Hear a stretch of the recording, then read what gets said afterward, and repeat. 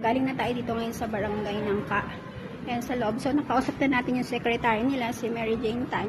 At nabigyan na rin tayo ng mga pangalan ng mga ating head ng seniors.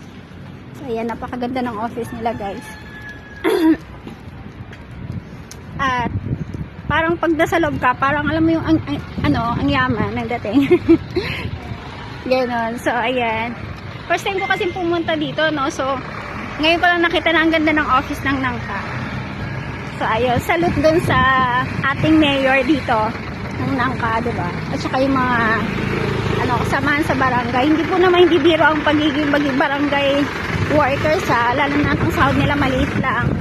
Pero at the same time, yun talaga ang passion nila talaga dito. So, ayun. Ngayon ay